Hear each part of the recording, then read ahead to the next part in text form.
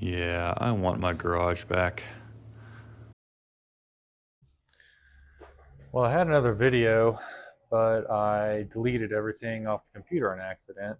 So I was able to get the birdcage in and painted. Something that I noticed is that a lot of the holes don't really line up, and from some of the research that I was doing, I guess they were drilled at the factory to line up with the body, because these are all machined. So I'm gonna have to get in there, reseal up a bunch of holes, and then rivet the birdcage back to the frame, or back to the body, my bad. Other things I've done is I had a lot of pieces here. This is a mold that I've created to rebuild the lock pillar here. I'll put this in landscape. I'm like a psychopath here with the camera. I went ahead and cleaned almost all this up, but you can see it's all tore up. So I had to make a mold off of this, and I had to make a mold off of the other ones I got. And the same thing goes for these rocker covers here as well. One thing with these is this is a little bit intricate. So what I did was I went to another one which was not so bad in that area, and I made a mold off of it. And so what this will do is I'll come over here just like with the other one, and this goes right in place, and then I'll fiberglass from the bottom, and then when I peel this off I should have a perfect mold of this space. And things like this one will be pretty easy because this is still pretty thick, and all I gotta do is maybe some cardboard, some tape, go ahead, rebuild that up, something cheap, something quick. Other things is I had a whole video, yeah, it's hanging from the ceiling, isn't that cool? A whole video of completely stripping this whole front end out, and I'm going to end up doing the same thing to the other body. The main reason is that you can't see them here, but there's issues with some prior repairs that they had done, or previous owners. Like here's some of them.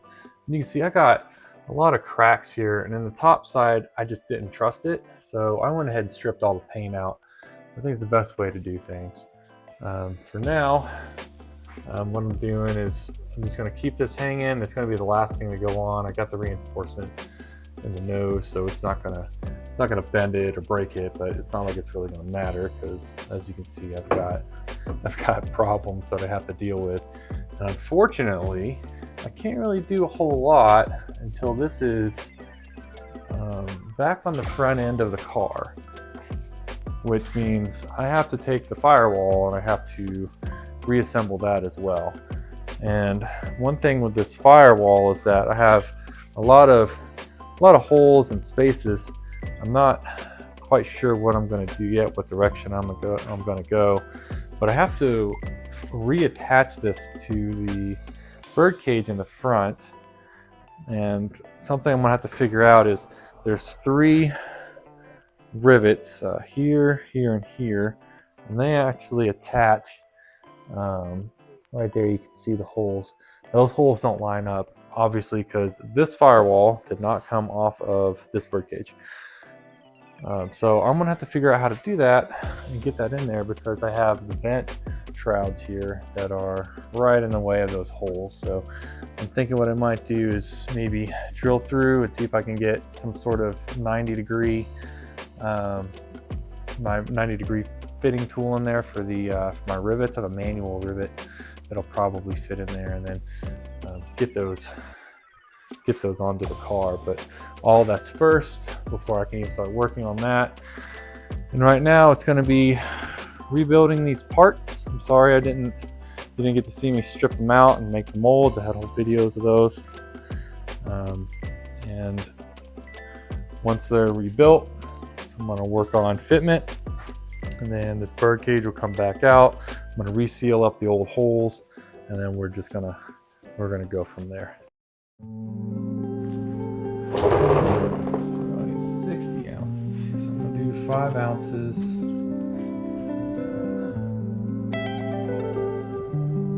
drops of this. A lot of drops.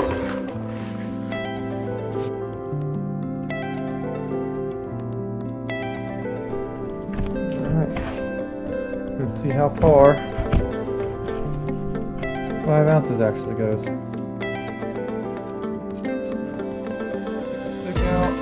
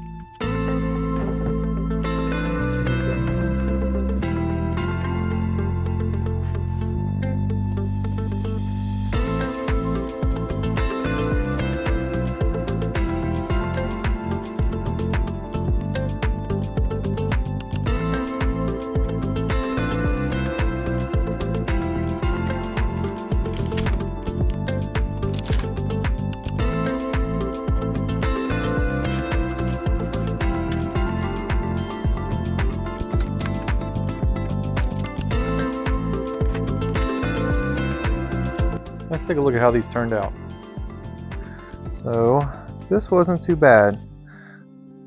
See the contours there. I'm going to have to go and clean up the edges a little bit. I do have 2 little air bubbles in there. I think I'm going to be able to drill into or maybe just fill JB weld or whatever. Just sand it down, make it clean. This feels pretty good here, but I'm going to have to sand these down as well. Not a big deal. Clear these holes out, so just a little bit of cleanup.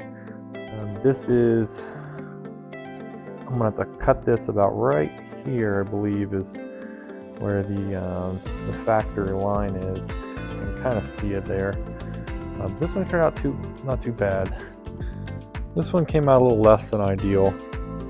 The contour is there and the shape that I need is there. But some things that I noticed is, for one, this is kind of a big mold in one pass with the amount of fiberglass and the limited tools that I do have. I added a little more paint to this, but as you can see, it's still see-through. I think I'm gonna have to look for something else to maybe get in there and make this a little bit darker, especially if I want to fix anything that's on an outside panel. Luckily, these are all on the inside, so it's not too big of a deal. Another thing that I noticed is that the mold did not set up as well. I guess maybe humidity had gotten to it or something, but the surface here is okay in some spots, but then it drops down here. So what I'm going to have to do is go back over it once it cures, and I'm going to smooth this spot out, clean up those edges, and then come back in on the other side, because it's, if you look, it's pretty thin. I'm going to come back on the inside here, and I'm just going to go ahead and reinforce it with a couple layers, because it does dip down where the old layer was. So I think if I sandwich it, I think I'll be okay. For the most part though, the shape is there, what I need, and a little bit of sanding and some reinforcement I think will put it exactly where I need.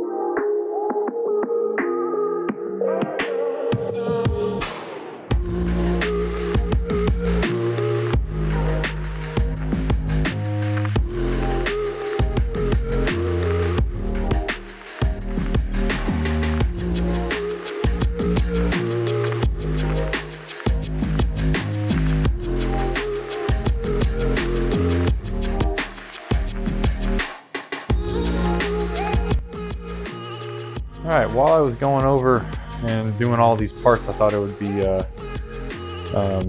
pretty good to talk about some of these fiberglass techniques and some just process that I've been doing.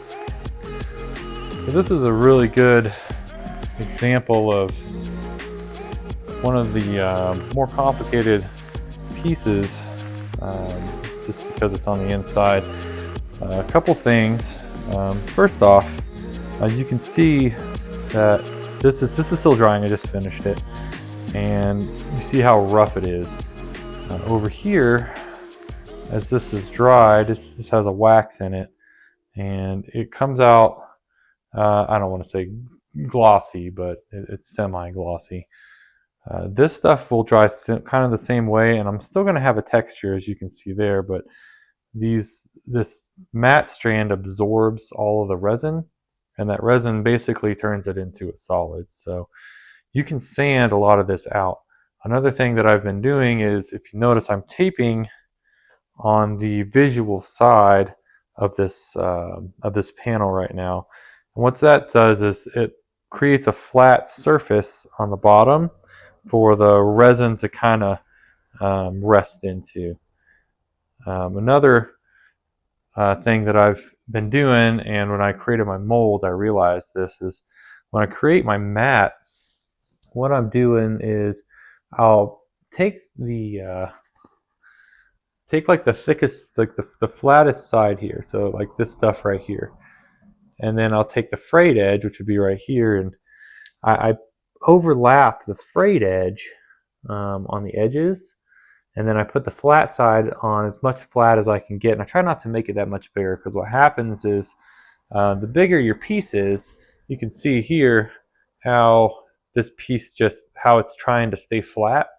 It's the same thing over here. So when you put it down and you go around these contours, it wants to flatten itself out, and what that will do is that it will actually pull the fiberglass up around the corners or move it on the top, and this ridge, for example, would raise up and create an air bubble in there, and that's something you don't want. So put your frayed edges around your contours and make your flat portion as small as the flat part that you're going to be fiberglassing. And in here, what I was doing is I just used as much frayed edge as I could, because I knew that this bend here, along with this kind of like box joint here, is going to want to pull itself in whatever direction has the most tension on it within the mat. So frayed edges around the corners and in these little nooks, and then put your flat portion on as much flat surface as you can. And I'm also going past the original line of the piece, because I can always cut it off, and I'm not really worried too much about these kind of frayed marks as they're coming out here, because when I go to sand and clean it up a bit, they'll just fall off. So don't try to be super perfect with it. I have the majority of the fiberglass done now, so I'm going to go ahead and move on to shaping and getting these panels back to where they need to be in order to fit them to the car. What I'm going to do now is go ahead and start trimming off all the excess fiberglass. I'm going to go through and I'm going to re-drill holes. I'm still debating on whether I want to actually keep the rear door switch, because I'm going to put a body control module in the car, so I don't need to have a bunch of physical connections running to wires and relays. I want to try to clean out what was originally done for the electrical from the factory, try to upgrade it some. Once I'm done trimming all of this up, I'll go ahead and sand it down, and then I'll go ahead and take a look at it and see how much I actually need to refiberglass, if anything. For the inside, I'm probably not going to do too much. I do have some overhang on these rocker panels here. You can see, let's see if I can find this. There we go. Like the bigger holes where the fiberglass has gone over top of them. And what I'll do is I'll sand from the inside on those. And same thing for any other little holes, just so I can trim it down, because I don't think the appearance of the inside is really going to make much of a difference. You can't see it.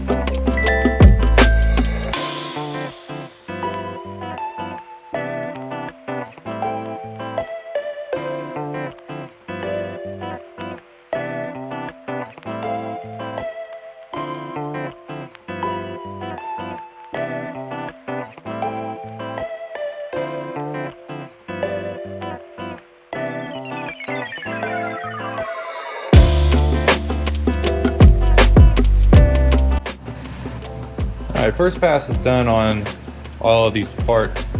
The fan's running, probably can't hear me. But I just did a rough over on these. I wanted to get the excess fiberglass off to kind of see what spots that I missed.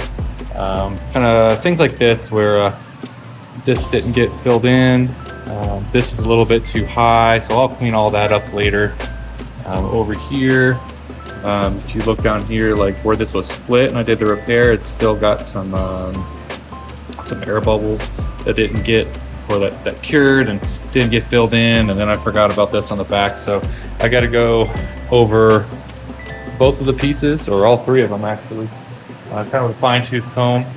I have these spots as well. It looks like the molding, I cut that out. Still need a little bit of repair in the corner here. Do some simple things. I gotta grind these out, fill those, fix these holes. I kind of missed them. Just kind of go over everything. This one came out pretty good. Well, I think of what I'm gonna do is I'm just gonna sand that through because it's pretty thick, and I think fiberglassing over it's not gonna make much of a difference.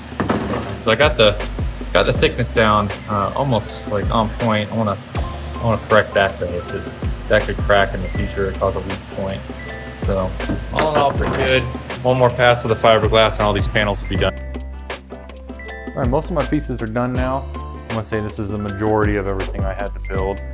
For the halo, this is still drying. This was a repair that I did and a couple others.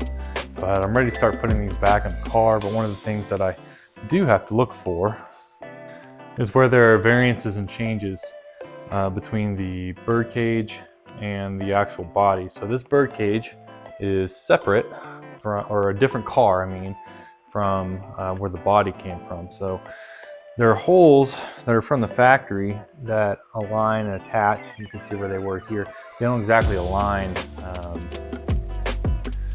on this body versus the birdcage. So what I got to do is I got to find the holes that don't line up. Got to reseal them and then re-drill them. So from what I've noticed, none of the ones on the top here line up for this cargo area, but all the ones on the bottom do.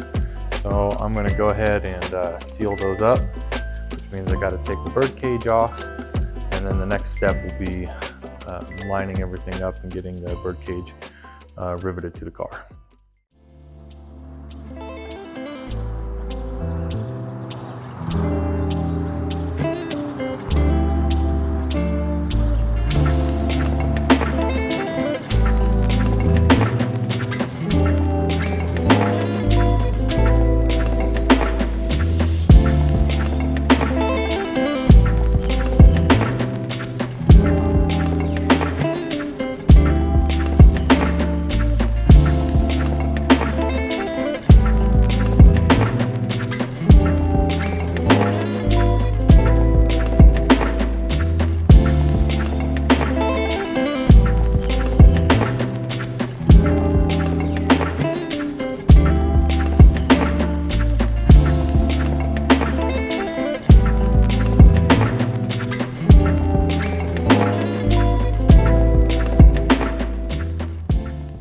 I got these holes covered. This one kind of bled through, so I might go back and repair that one. But for the most part, all the other ones are repaired, and I'm going to see if that one lines up before I go back in and repair it. Moving on to cleaning this back end, because I noticed because this thing has a lot of damage that came from its previous wreck. I look back here in the battery tray and I noticed that there's a lot of cracks. There's one that goes here, runs along the edge here and here. So I'm going to repair that. I'm debating whether to repair it now or to repair it after the birdcage in. It would be easier if the birdcage was in, but I don't want to cause the body to be compressed because it can't flex enough whenever I set it down in the car or on the frame and bolt it down. So I'm gonna have that debate with myself. But I've got this like weird like film on here. I've been trying to get it off and it's just being a bear. I think it's battery acid because it's not really in the other tray. It's just dirty. This side is just disgusting. So I'm gonna go ahead and see if I can clean this the old way with some baking soda and water and see what happens, or maybe drop a little vinegar on it first. Alright, so I use a very, very light concentration of baking soda and water. I don't know if you can tell in the video, but you can see the bubbles there. So I'm going to go ahead and make a stronger batch and go ahead and coat this whole thing. I tried vinegar and it didn't do anything.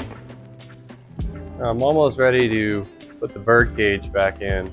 I finished filling the holes on this crossbar here for the storage compartment. And I'm also going behind and I'm looking for stress fractures like this one here. And I have a couple on the inside there. So whenever this car was hit, it took a lot of damage to the side here, and I think that flexed a lot of spots and really showed a lot of weak areas in the fiberglass. So I'm going to go ahead and repair those since they're behind the birdcage anyway. And once those are repaired, I'll go ahead and put the birdcage back in. I'll get these two rivets in, and then I'll start reassembling the car. One of the last things I do have to do that I'm kind of forgetting about is there's a bonding strip that goes along the top here. It's right here. I haven't been able to find a place to buy it, so I have the dimensions from the old one, and I'm just going to go ahead and remake one. So once that's finished, that'll go back on the birdcage and slip it in, and the next video will be me actually reassembling the body, lining everything up, and I'll have to get the doors on and go through that entire process. So that's the end for now.